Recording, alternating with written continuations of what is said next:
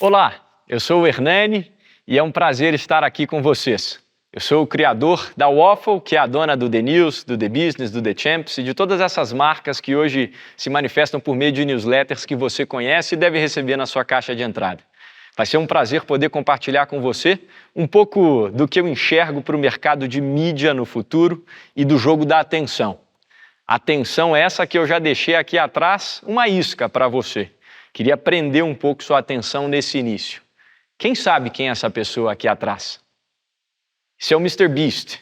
É fácil, né? Maior youtuber do mundo. Provavelmente você decifrou rápido. E esse aqui? Quem disse David Dobrik acertou.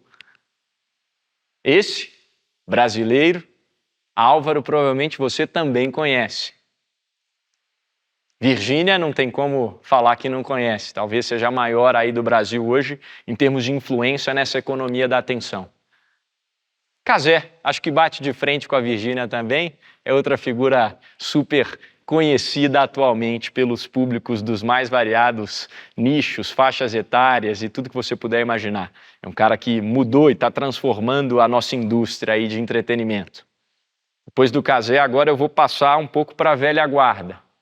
Talvez você viu alguns dos nomes atrás e não conheceu, mas os próximos aqui eu garanto que vocês vão conhecer.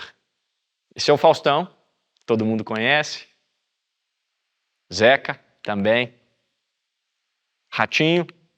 Heraldo, do Bom Dia Brasil, provavelmente vocês devam conhecer. Para quem gosta mais de jornal, assiste Bom Dia Brasil. Eliana. E eu quis mostrar esses nomes para vocês perceberem que a gente está vivendo a maior transformação do consumo e da produção de conteúdo da nossa história. Talvez você tenha conhecido alguns da primeira categoria que eu mostrei. Os demais que vieram depois do Faustão, é claro que você conhece. Eles são da televisão. É difícil você conversar com alguém que não conheça essas pessoas. Só que a gente está passando por um período em que essas coisas estão se transformando. Pega o exemplo da Virgínia, que a gente trouxe. Hoje, a Virgínia tem mais seguidores do que a Globo, que é a maior emissora de comunicação do país e uma das maiores do mundo. É interessante observar que ela, com o celular, com a rede social, consegue falar com mais pessoas hoje nesse mesmo canal proprietário do que a TV Globo, que para muitos, para as gerações passadas, era o que ditava todas as tendências e influenciava toda uma nação. Não é à toa que você conheceu aquelas pessoas que estavam ali que eu mostrei por último, muito por influência da televisão. A gente está vendo uma mudança na mídia como um todo nos últimos 30 anos. Esse diagrama aqui mostra um pouco de como isso se transformou.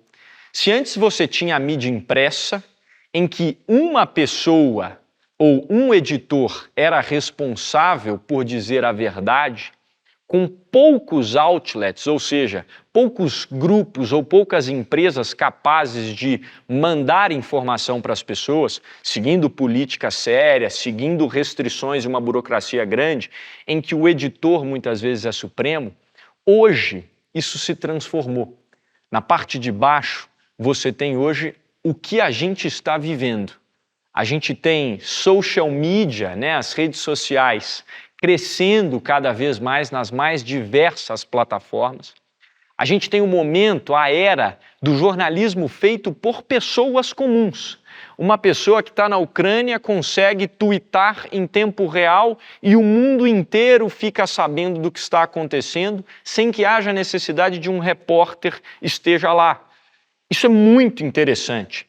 Falando em interessante, a gente entra no interesse, que é o ponto central hoje. O interesse é supremo.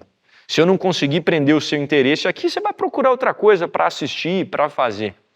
E a gente tem milhares de outlets.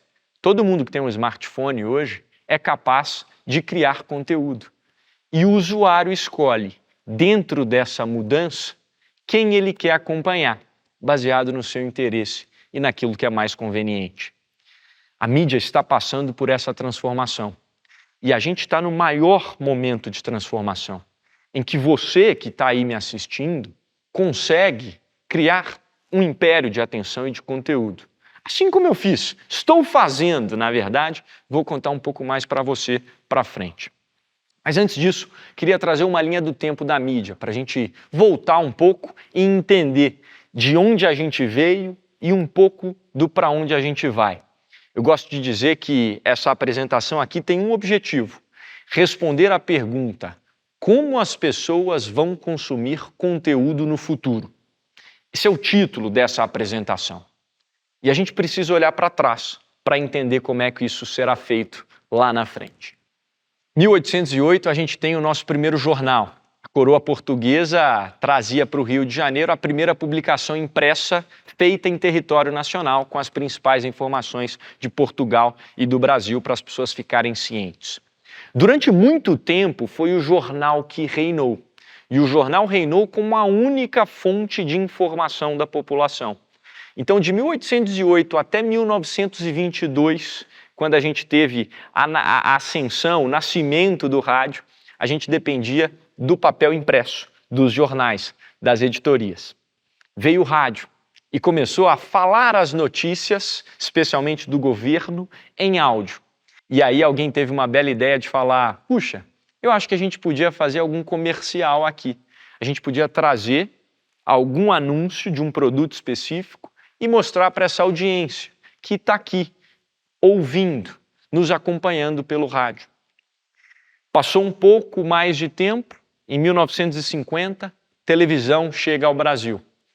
E na época que a televisão chegou, é interessante lembrar que muita gente lá atrás falava: imagina, será que alguém vai parar e vai largar tudo que está fazendo para assistir uma telinha, se reunir na sala de estar e ficar acompanhando o que está passando ali, assistindo?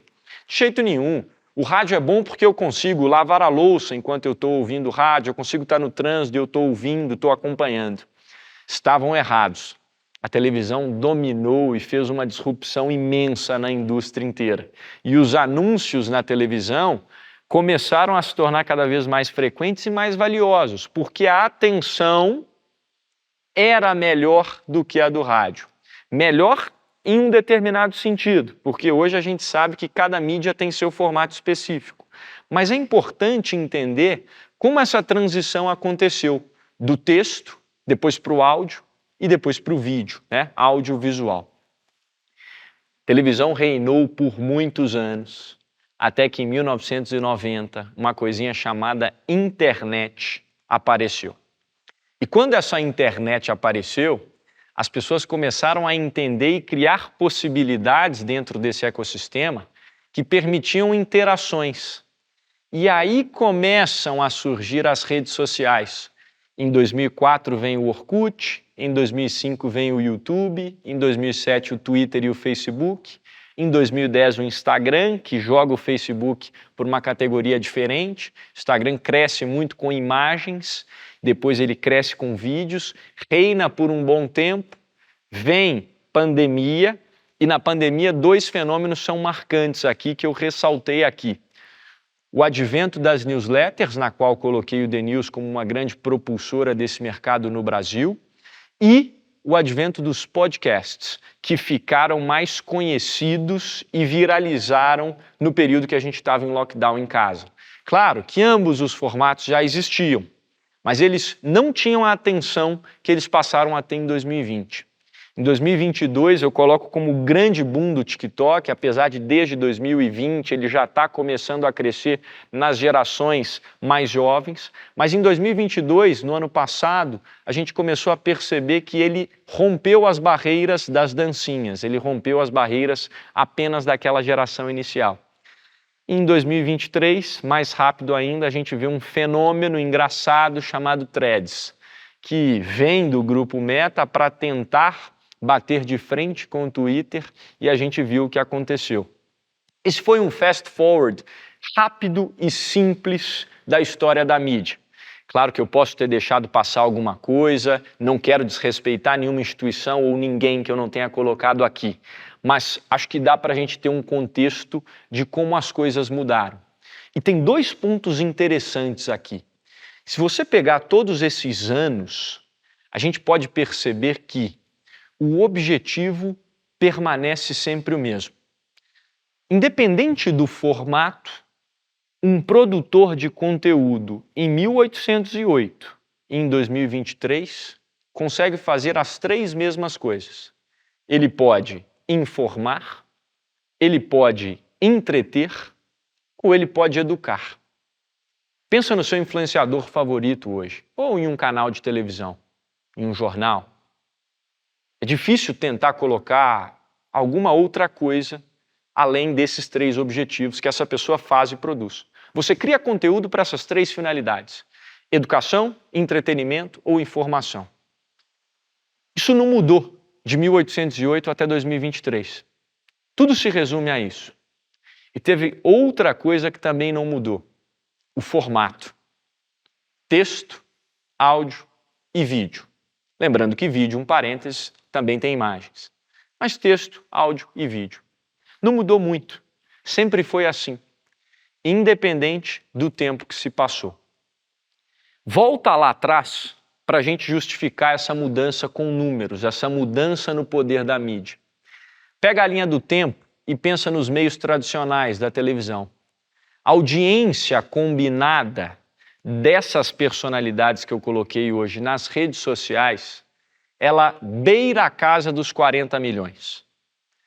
Sabe quanto que os outros têm de audiência hoje? Se você pega Virgínia, Mr. Beast, David Dobrik, Álvaro e Casimiro, quase 100 milhões. 100 milhões de audiência combinada nas redes sociais. Essa diferença é gigantesca. E para os nossos pais, ou para as gerações mais antigas, é difícil pensar que uma pessoa pode ter um vídeo no YouTube que supera 50 milhões de visualizações, bilhões de visualizações, que é o que o Mr. Beast tem hoje. É difícil você pensar que um stories da Virgínia vai ter milhões de telespectadores, vendo ela falar ali. Ou uma transmissão do Casimiro do campeonato sub-20 de futebol, que tem mais audiência do que alguns programas na televisão aberta. Isso é uma mudança muito expressiva. E a gente está vivendo a era da criação e distribuição gratuita de qualquer tipo de conteúdo. Isso reflete a era da criação e distribuição gratuita de qualquer tipo de conteúdo. Essa é a grande mudança que a gente está vivendo. Se você chegasse lá atrás para um jornal e pedisse para ele publicar um texto seu, teria um custo. Se você chegasse no rádio e pedisse para ter uma coluna ou pedisse para divulgar alguma coisa sua, um comportamento seu, teria um custo. A internet e as redes sociais permitem que qualquer pessoa, em qualquer lugar do mundo, do planeta, com acesso à internet e um dispositivo, possa ter os resultados que o Churrasco teve. Coloco ele com muito carinho, que eu acho que foi muito interessante o que ele conseguiu fazer. Ele surfou algo que estava tomando a atenção das pessoas, musiquinha curta, dancinha viral, e conseguiu crescer a ponto de se tornar um ativo valioso para marcas. Hoje eu estava passando, antes de vir para cá, dei uma olhada no Media Out of Home, quem era? Churrasco, fazendo propaganda para uma grande marca aqui brasileira. Esse é o fenômeno que a gente está vivendo. Pensa se há 50 anos isso era possível ou talvez imaginável para alguém que estava vivendo naquela época. Essa é a mudança. Hoje é gratuito para você crescer. E pode ser rápido, porque tudo nunca aconteceu tão rápido. O exemplo mais recente é o do Threads. Perceba como ele passa o Twitter em interesse, ganha uma atenção imensa das pessoas e depois diminui gradativamente. Ele cai. Mas é muito rápido hoje para alguma coisa ser falada em todos os cantos, que foi o que aconteceu com o Threads. Ele demorou 5 dias para atingir a marca de 100 milhões de usuários. Olha o comparativo com outras plataformas. Isso é impressionante. Esse é o poder, essa é a oportunidade que todos nós temos hoje. Essa abundância de canais, ela permite isso. e está cada vez mais rápido, como eu falei. Tanto a ascensão quanto a queda. A quantidade de usuários ativos do Thread já caiu mais do que pela metade desde o boom inicial, como a gente tem nessa matéria aqui.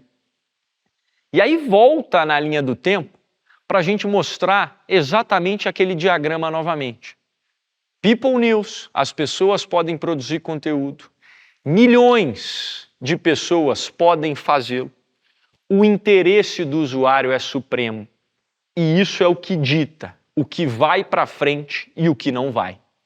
Esses exemplos que eu trouxe mostram isso. Em números, hoje a gente tem mais de 150 milhões de horas de vídeo produzidos apenas no YouTube, pessoal. Isso é muita coisa. E são produções não feitas pelas grandes emissoras, pelos pequenos outlets, feitas por pessoas como eu e você. Esse é o poder da internet. São 500 milhões de tweets por dia. 1 bilhão de stories no Instagram postados todos os dias. Você já deve ter visto o quê? Uns 100 hoje? Provavelmente. É mais ou menos o que acontece, é o que está acontecendo. E ao todo a gente tem mais de 200 milhões de criadores ao redor do mundo. Criadores que eu falo são as pessoas que podem pegar o telefone, gravar um stories, publicar um tweet, mandar um texto num blog, falar, escrever uma newsletter. Criadores de conteúdo. Esse mercado, só no digital hoje, representa mais de 600 bilhões de dólares. Em 2024, pela primeira vez, a gente vai passar de 1 trilhão em anúncios. Compra de mídia no geral, não só em digital. Em 2024, a gente vai passar pela primeira vez, as projeções indicam isso, da marca de 1 trilhão de dólares. Esse é o tamanho da oportunidade que a gente tem hoje. Esse é o universo que você que está aqui, independente se você é criador de conteúdo para a empresa que você trabalha, se você é criador na pessoa física, se você olha para criadores, você precisa ter noção desses números, você precisa ter noção desse ecossistema. E voltando para reforçar, o que não mudou nos últimos 100 anos? Texto, áudio e vídeo. Os formatos permanecem os mesmos. Independente se você é uma empresa, se você é uma instituição, se você é uma pessoa, um influenciador, os formatos para gerar conteúdo continuam os mesmos. E os objetivos também não mudaram. Nos últimos 200 anos, reforçando, é a mesma coisa. Ou você informa, ou você educa, ou você entretém. A repetição é proposital, é para fixar. Se você precisar lembrar de alguma coisa ao sair daqui, lembre-se disso. O formato e o objetivo não se alterou do momento que a mídia começou a surgir até hoje, em 2023. E aí eu volto na pergunta inicial. Como é que a gente vai consumir conteúdo? Isso é o que eu preciso responder para você, voltando ao título do que a gente começou a falar. E sabe qual é a resposta? Nós iremos consumir. Essa é a resposta. Independente do formato, da plataforma, você, como pessoa, vai estar consumindo conteúdo. Essa é a coisa mais importante que qualquer profissional de marketing hoje precisa ter noção. Olha que eu estou falando profissional de marketing, mas na verdade qualquer pessoa poderia se beneficiar sabendo disso. Eu acredito fortemente nesse mercado daqui para frente. Eu acho que a gente está só no começo. E as pessoas ainda não têm ideia do que isso vai ser e do poder que elas têm nas mãos. Mas o mais importante é se lembrar do formato, dos objetivos e de que nós iremos consumir qualquer tipo de conteúdo, a depender do seu interesse e do que for mais conveniente. Não importa o que aconteça, a sua atenção, a minha atenção, a atenção do seu cliente continuará sendo o ativo mais importante, ou um dos mais importantes, disponíveis no mercado. It's all about attention. Tudo sobre a atenção. Por quê? Você deve estar se perguntando. Porque onde existe atenção, existe dinheiro. Isso é uma frase dos magnatas, dos moguls da mídia americanos, que costumam dizer: o dinheiro segue a atenção. Money follows attention. Se você descobre onde é que a atenção está indo, onde existe a agregação de uma audiência, Lá tem oportunidade. Quer ver exemplos?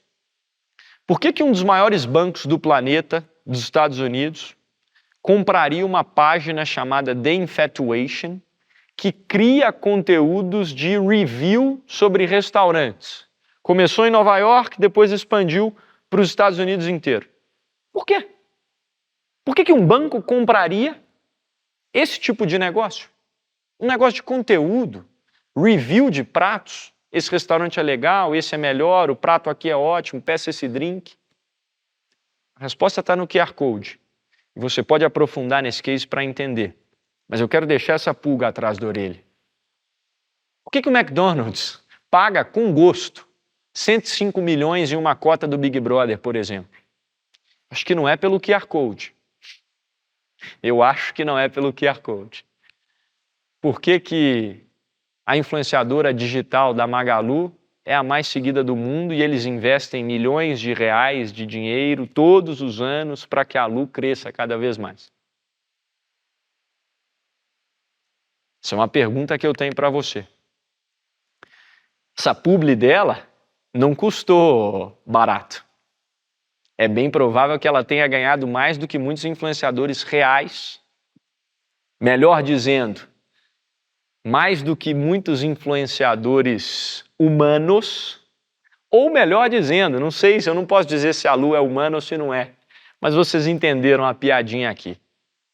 Essa publi provavelmente gerou de receita mais do que uma pessoa que pega os stories e grava, carne e osso, pôde gerar no lançamento do filme da Barbie. Ela é um avatar. Não dá para dizer que ela não existe em tempos de metaverso. Mas isso é icônico. Tenta contar, explicar isso para o seu avô, para sua avó, ou para alguém muito mais velho que você. Pode ser que você tenha uma surpresa. Por que alguém pagaria 700 mil para ter um almoço como influenciadora? São coisas que a gente se pergunta lá no escritório e a gente tenta entender para a gente conseguir também aproveitar desse mercado. Será que ele teve retorno sobre o investimento dele, o Dr. Guilherme? Bom, tá aí, ó. Logo depois de fazer o investimento no leilão do Neymar no almoço com a Virgínia, ele apareceu nos principais jornais, ele foi capa do G1, capa do UOL, do Terra, e apareceu no feed do Instagram da Virgínia, que é maior em termos de redes sociais, né, em termos de audiência, do que a Globo. Se uma consulta dele ou um procedimento dele, o procedimento custa uns 50 mil reais ou 70 mil reais para ficar mais fácil a conta, eu acho que ele teve um retorno bem positivo. Ele com certeza teve mais do que 10 novos clientes a partir dessa jogada de marketing que ele fez. Esse é o poder que qualquer tipo de indústria pode ter quando sabe jogar com atenção. Kim Kardashian, Skims, 4 anos de empresa, 4 bilhões de dólares. Vale mais do que a Victoria's Secret, que está aí há anos, provavelmente você já ouviu falar infinitas vezes, lembra das Angels, etc. Pode somar todas as marcas de lingerie, provavelmente, ou de underwear, melhor dizendo, brasileiras, que a gente não chega ao valor de mercado de uma marca construída por uma influenciadora. Uma pessoa que não tinha uma emissora, uma pessoa que, com conteúdo, com a possibilidade de gerar conteúdo gratuito, fez isso. Através da influência, ela conseguiu construir esse império. Se você quiser aprofundar nessa história, o QR Code pode te ajudar também. E por que isso é importante, né? Como a gente gosta de dizer nas nossas marcas, por que isso importa para você? Isso importa porque só existem 2 tipos de empresa.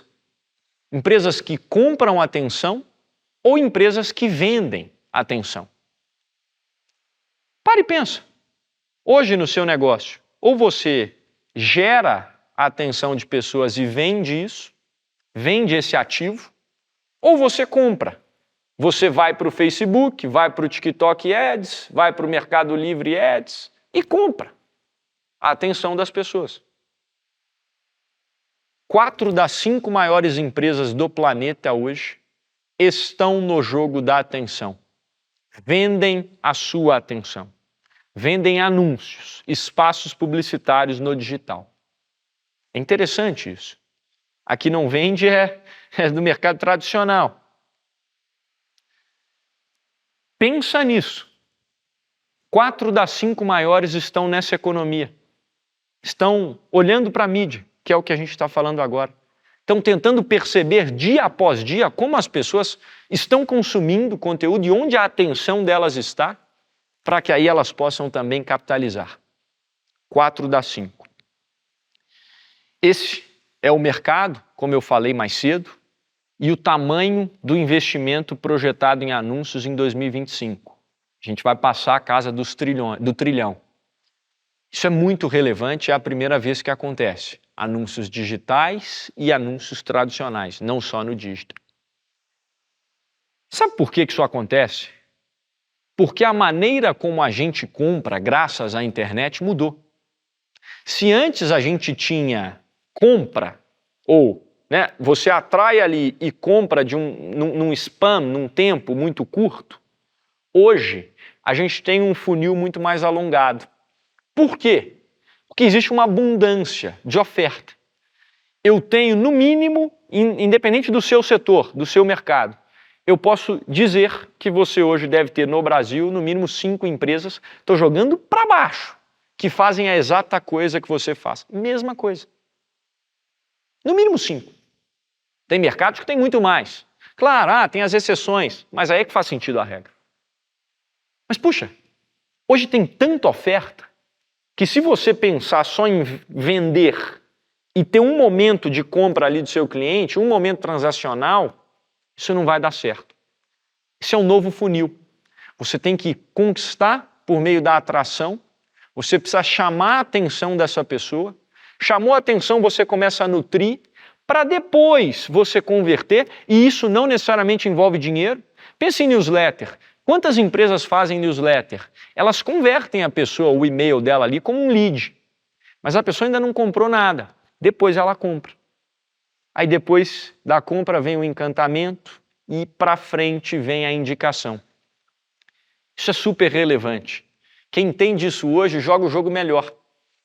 Outro ciclo aqui que é interessante, outra visualização desse novo ecossistema de vendas.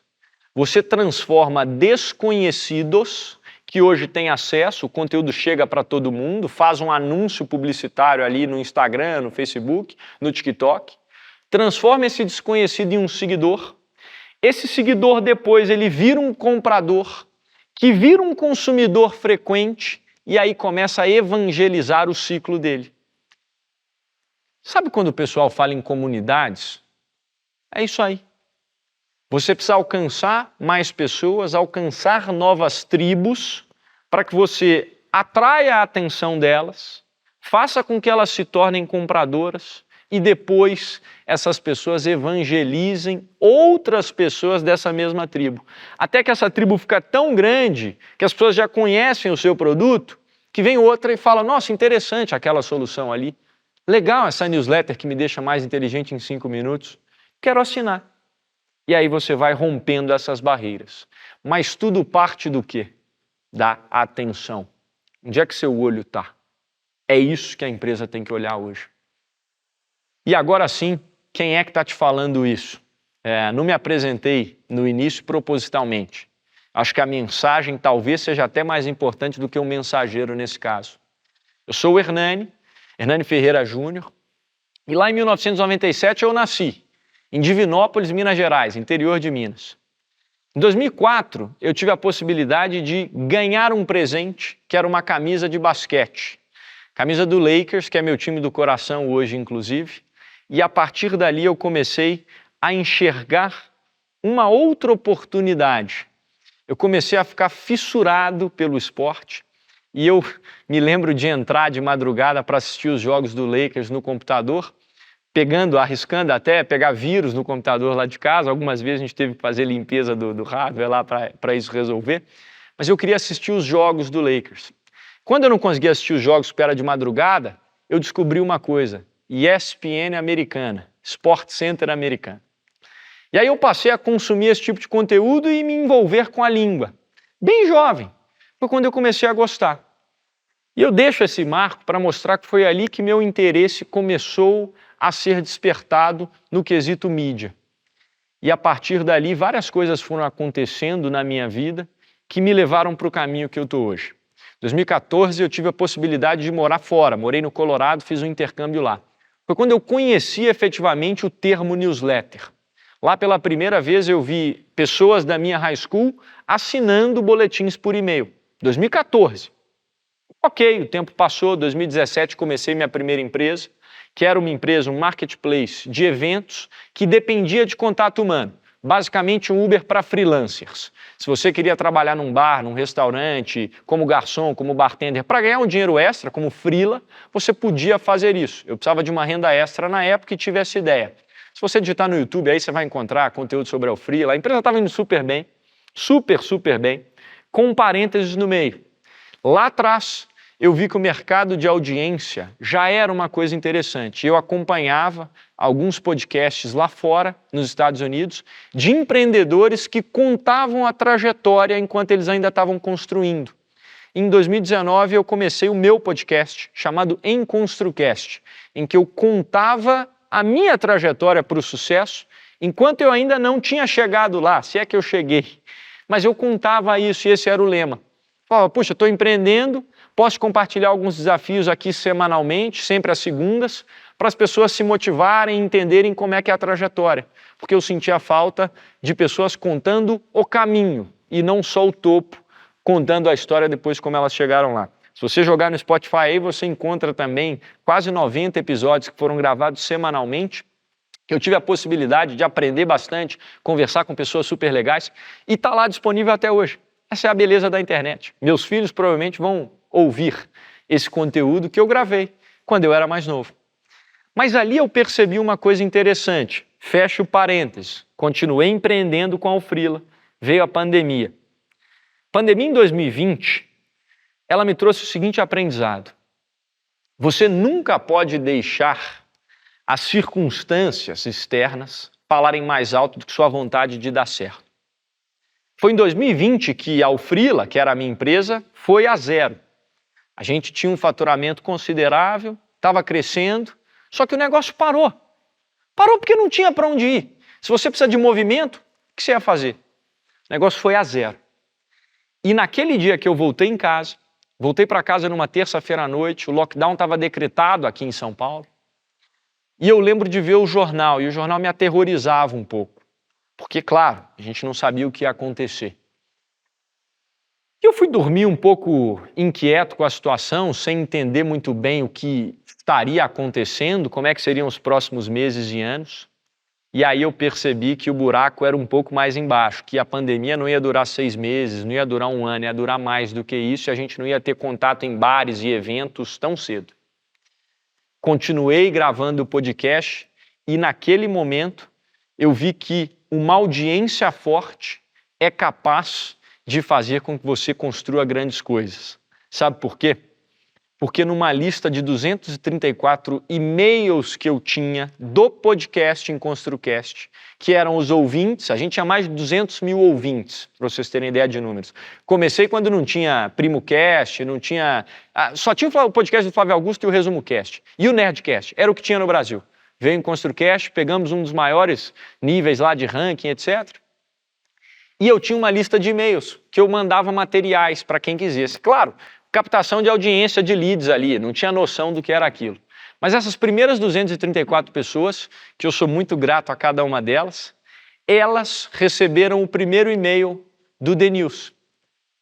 Naquele dia da pandemia que eu voltei do primeiro de lockdown, liguei o jornal, acordei no dia seguinte, liguei a televisão de novo para ver o Bom Dia Brasil, adorava o Chico Pinheiro, passei um café sem açúcar, coloquei do meu lado e eu falei, puxa, tá pior do que eu imaginava. Eu acho que as coisas não vão melhorar tão cedo. Nisso, meus clientes já tinham falado que não queriam mais as contratações e eu abri meu e-mail. Falei, deixa eu ver o que tem na minha caixa de entrada, já que trabalho não tem muito a ser feito, né? Não vai ter evento, então não tem o que eu fazer aqui operacionalmente. Quando eu me deparei com algumas newsletters lá de fora, por isso a importância de você ter as referências. Vi algumas newsletters, falei, puxa, e se a gente tivesse uma dessa aqui no Brasil. E foi assim que começou o The News. No dia seguinte, primeiro dia de pandemia, começou esse projeto que hoje se chama Waffle, o grupo como um todo. A gente começou com esse simples produto enviado diariamente para as pessoas às 6h06. Eu fiz a primeira versão na quarta, enviei na quinta, 234 pessoas receberam e essas 234 começaram a compartilhar. E o produto foi assim durante muito tempo. A gente fez alguns upgrades hoje, melhorias, etc., mas o conceito é o mesmo que você está vendo aí na tela. A audiência foi crescendo e foi pedindo nichos, foi pedindo novos produtos. Mas a gente começou assim, nada além de um e-mail, um produto simples, feito para um público específico e entregue em um único canal. Isso aqui, para fim só de curiosidade, é a quantidade de e-mails que as pessoas respondem dizendo que amam o nosso jornal. A gente filtra lá e digita, eu amo vocês. Está aí o resultado, talvez vocês consigam ver por aqui. São pessoas que declaram o carinho por uma marca, que chama a atenção delas, mas que além de chamar a atenção, engaja, para que elas queiram consumir e indicar. Isso é o que acontece diariamente. São prints de pessoas que espontaneamente divulgam o nosso produto. Querem mostrar para seus amigos, para seu ciclo, que elas estão lendo enquanto tomam seu café da manhã. E um café sem açúcar, de preferência. Como eu disse, a audiência foi crescendo e pedindo variedades. E a gente saiu apenas do The News, newsletter, para criar outras marcas. E hoje a gente se posiciona como a Waffle, que é o ecossistema que cria marcas que você gosta de consumir. A gente entende onde é que a atenção das pessoas está e o que elas querem, e a partir daí a gente constrói marcas e produtos para atender essa demanda. Hoje, a gente tem mais de 2 milhões de audiência combinada diariamente e mais de 50 milhões de pessoas impactadas mensalmente com os nossos conteúdos publicados nas mais diversas newsletters, portais e redes sociais. A gente tem The News, The Business, The Stories, The Champs, The Jobs, The Gems. Diferentes nichos, diferentes audiências, mas tudo com um único foco: gerar conteúdo que as pessoas gostam de consumir.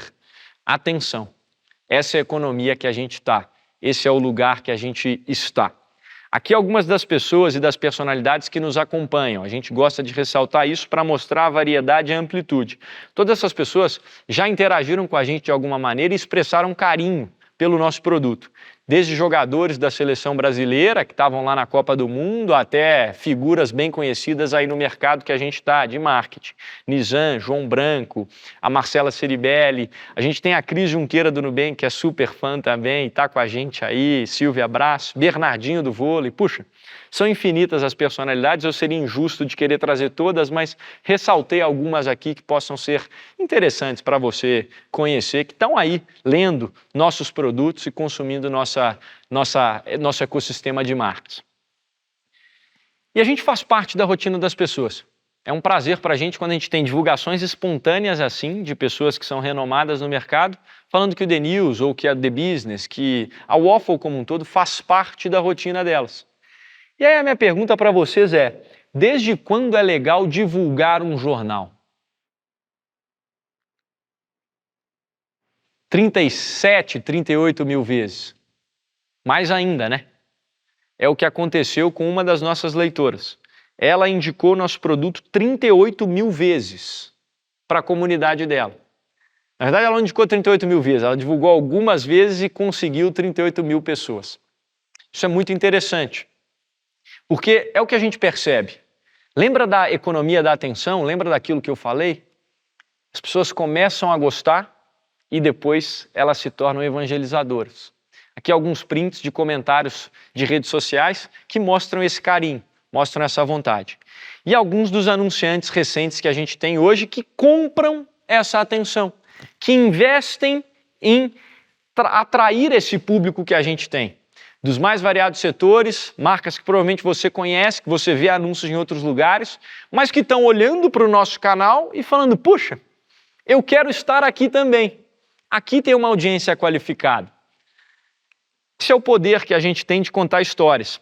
Trouxe 2 exemplos legais aqui para ilustrar. Um que a gente foi escolhido pelo McDonald's, mais especificamente pelo McCafé, no dia do café, para mostrar que o McCafé tinha uma seleção de grãos super especial. O Nubank também escolheu a gente, por exemplo, para falar sobre os 10 anos da empresa e fez uma linda campanha conosco numa série de publicações. São 2 dos infinitos exemplos que a gente poderia dar de marcas que nos escolhem para contar histórias, que escolhem a audiência que a gente tem conquistado com muito trabalho para estarem juntas, para participarem do momento e da rotina dessas pessoas também. Só uma curiosidade, hoje, em termos de números, o nosso jornal diário, apenas o The News, ele já tem mais audiência diária, se você for comparar tiragem por tiragem, tudo bem que o nosso é digital, mais audiência do que Folha de São Paulo, Estadão e Estado de Minas. Tudo bem, os assinantes deles são pagos, vocês podem pensar assim, mas o que a gente olha é eyeballs, atenção. Outro ponto interessante que eu queria deixar para vocês, para a gente fechar. Melhor do que dizer como é que a gente vai consumir o conteúdo, se a gente já sabe que a gente vai consumir, é mostrar como é que eu, dentro da minha rotina, me mantenho no jogo, me mantenho atualizado. Como é que eu faço? Eu tenho um método Horta aqui para deixar para vocês nos finalmente, vocês levarem isso aqui da apresentação. Método Horta. Primeiro passo para criar bom conteúdo e atrair as pessoas, para garantir que as pessoas vão consumir, é observar. Observa o que as pessoas estão consumindo, observa o que dá certo. Foi isso que eu fiz.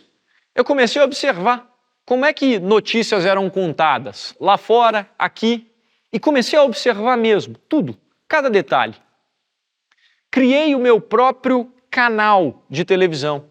Nas minhas redes sociais eu tenho um perfil meu, e eu tenho um perfil que eu tenho outras pessoas que são só do meu nicho. E eu uso esse Instagram, esse usuário de Instagram, simplesmente para observar. Eu excluo o algoritmo dali e coloco só o que me interessa. Isso é o poder de observar.